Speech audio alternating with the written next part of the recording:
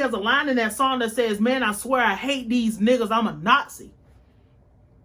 What do you think a police officer who heard that, riding around, angry as fuck, broke as a bitch, because they don't make no money. I don't care how many bonuses a nigga get. Those are poor ass professions, bro. Like, compared to how much you have to risk your life and put shit on the line for people who don't give no fuck about you, that's a poor ass profession. Niggas riding around all day, cut a nigga, fuck a nigga, beat a nigga, shoot through the window, fuck his bitch, fuck his little sister, nut on the SpongeBob sheets. All type of crazy ass shit niggas is ingesting all day. Then they come across a young man who they might not like what he represent. They might not like the way that he spoke back to them. They might feel like, nigga, you a bitch compared to me. In a world of glitz and glam, flashing lights and screaming fans, most people are unaware of the war that rages behind the scenes. And that war includes your favorite artist and your favorite songs. This is The Dark Side of Songwriting, hosted by Nayim Edwards. Welcome to The Dark Side of Songwriting. My name is Nayim Edwards. I am your host, and today let's have an honest fucking conversation. There's no way to dress it up, no way to manicure it, no way to make it sound cute, nice, fun, or digestible if we really being honest. Memphis Police Department are not the only people responsible for killing Tyre Nichols. Why am I saying that? If you're new over here and you don't know, I am a professional songwriter. I'm an accredited songwriter, not just for artists, for brands and corporations and all that cute shit. The reason that I'm blaming the musicians, the songwriters, the producers, because producers are songwriters as well. My cat's meowing, fuck them. We just gonna rock. It's because I continue to say this. If you new here, you've never heard me say this, or you went back and you watched something I said before, but civilizations, time periods, people in history, moments in history, eras are all studied, remembered through music, through art. They don't look back at Shakespeare and talk about what he ate one day in France. They don't look at Beethoven and say, oh my God, his wig was funky and it stank. Nobody does that. We remember times, eras, and history through the art. We can study and see what was going on through the art, whether it be the clothes they wore being the fashion, the paintings, the writings, the goddamn books. All of that stuff is classified as art. I'm having a hard time understanding why any songwriter feels like this is one of those situations where you should keep quiet and shut your mouth. It's not. My problem with songwriters is we get all put up in a bunch and all put together like we all the same, and it's not that way. How many times do shit has to happen? We always talk about industry shit. We always talk about the lessons and shit. Niggas is always complaining about shit, but when shit hits the fan, nobody opens their fucking mouth and says nothing but me. I'm very fucking confused as to why I'm usually the only songwriter ever using a platform to say something.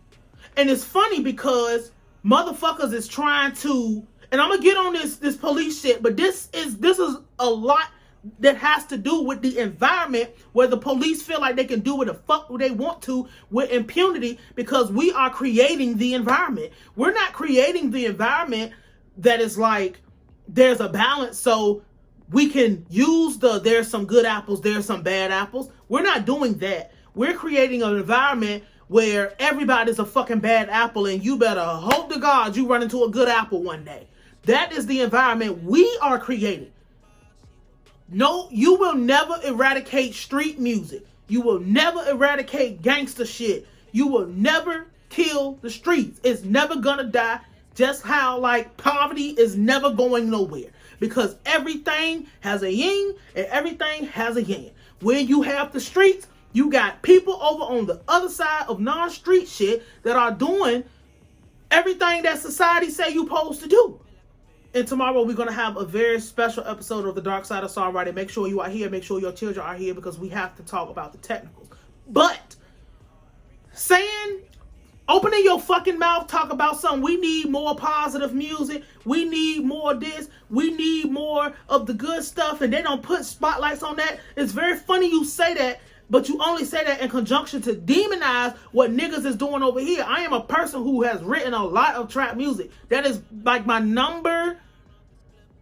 It's either number one or number two when it comes to what my genre of writing is for other people. Is like regular rap music. It's Christian rap is number one, and it's trap music, which is number two.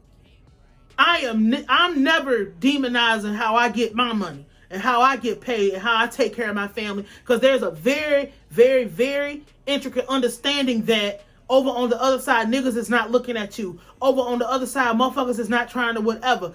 How I even came into getting any of my bookings or any of my shit is because they heard something from this side of the track that they like, and they realized like, oh, you can do this? Okay, cool, come over here, because they could trust me with that.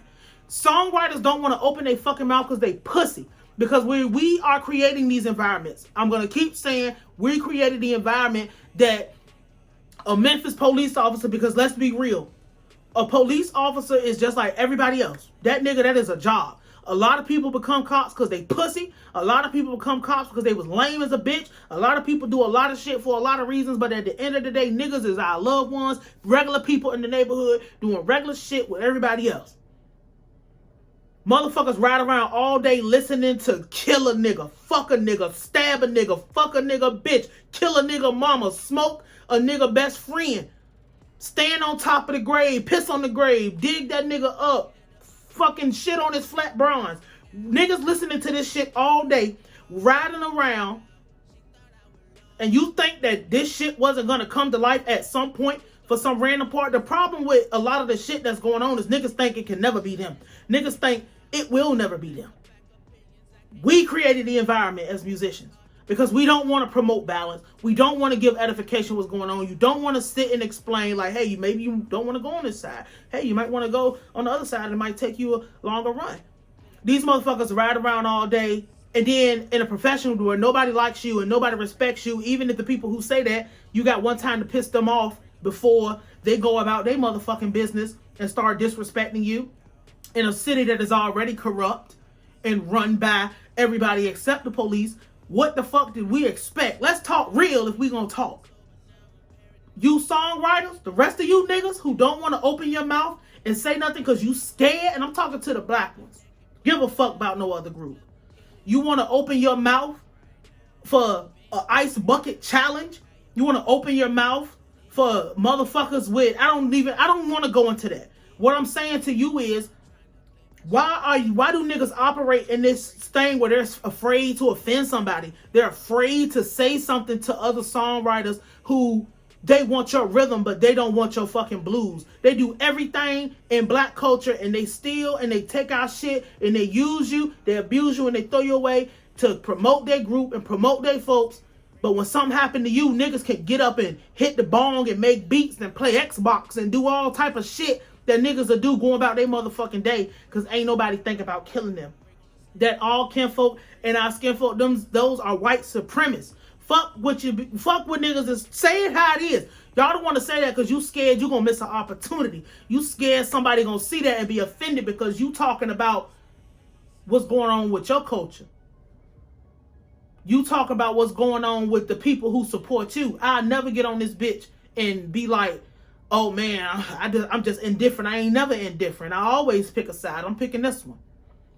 Y'all scared to offend niggas who don't even fucking like you. You're scared to offend niggas who don't even fucking respect you enough to do right by you behind your back and in your face. Disrespect you and make you feel like they're powerful, but if they went and did their culture, if they went and did what was native to them, they wouldn't be doing shit because they don't have shit to do. Y'all don't want to say that. Y'all don't want to get up here and do that. That's why I'm blaming us. Because we made it cool for the police to beat us and kill us, where they do it to each other. Didn't he say he hated niggas? One of my favorite, it's one of my favorite Babyface Ray songs, but he has a line in that song that says, man, I swear I hate these niggas, I'm a Nazi. What do you think a police officer who heard that, riding around, angry as fuck, broke as a bitch, Because they don't make no money. I don't care how many bonuses a nigga get. Them poor, those are poor ass professions, bro. Like, compared to how much you have to risk your life and put shit on the line for people who don't give no fuck about you, that's a poor ass profession.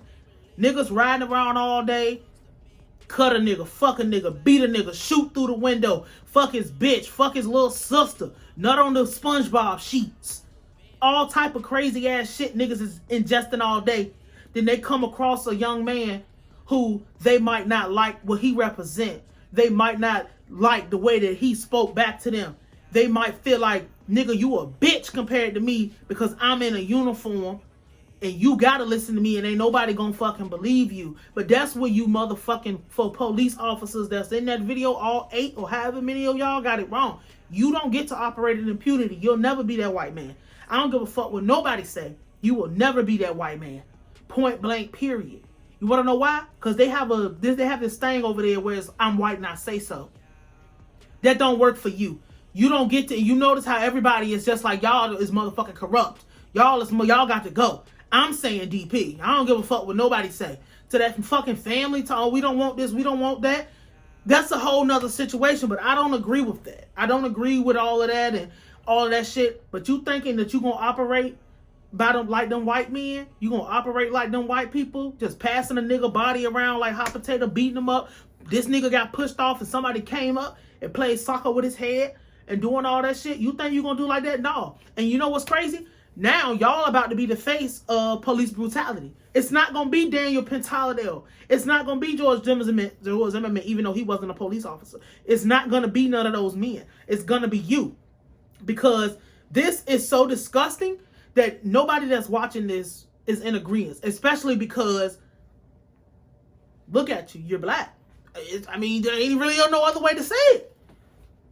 You completely ruined the image of the black cop. Because now, everybody's going to be scared of all police. I ain't scared, but everybody's going to be all scared of everybody. And everybody's going to be coming in this bitch hostile. And everybody's going to be, oh my God, like, you know, whatever. And now it's going to be more violence and more crazy shit. And they're about to make an example out of y'all. You'll be lucky if you don't get the death penalty. But you deserve it. Because this is not, but my thing is, fucking police officers living their favorite rap songs, thinking they really gang, thinking they really this, thinking they that. It's our fault because we created the environment. I'm part of the problem too. But the difference between me and my pussy ass peers is that I don't mind telling you I'm part of the problem. But I'm here to promote balance and maybe change the narrative. And maybe we can try to get, if we can get enough people to maybe move her in a better direction, we can change the narrative. But niggas don't want to do that. Because niggas think the white ice colder. That's how we motherfucker ended up in this situation in the first place. A traffic stop turned into a beating and a murder. Y'all niggas is going down. And you deserve it. And I'm going to be real. This is a very good thing. You niggas deserve it. And you deserve to be the face of police brutality. Because instead of when you see your people giving, like, just how, like, when we do these songs and shit, niggas of other races and other groups go back to their tribe and they take care of their people as they should. Why don't we do that with ours? Why don't we take care of our tribe?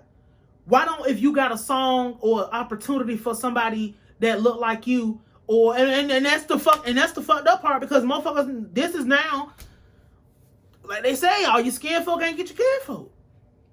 So now everything is a free for all, and y'all have destroyed it. Anything that niggas was trying to do that was positive, y'all have fucking destroyed it. And if you think that I'm playing, they all see us the same. A drug dealer is no different than an actual fucking pharmacist. They don't see the difference. This is a pharmacist. A nigga went to school and was broke for 10 years learning that medicine shit. He is no different than the nigga on the street, or the nigga that work at Burger King, or the bitch with the PhD, or the kid that graduated at 12. We all niggas to these people. And we don't see that, because we're more worried about getting paid. We're more worried about how somebody who don't respect us and don't love us and don't give a fuck about us feel about us than actually maybe trying to change it. That's why I be going so hard about lyrics. That's why I go hard about lyrics. Because all it takes is one person to get the ball rolling. All it takes is for us to move in maybe a more balance. I ain't saying stop, because I ain't stopping. I'm saying we can balance this shit out and this shit can change overnight if motherfuckers stop being scared. Stop being pussy. Stop. What the fuck is y'all scared of? I'm so confused. If they kill them niggas, they got what they deserve. I don't give a fuck, bro. It shouldn't have happened.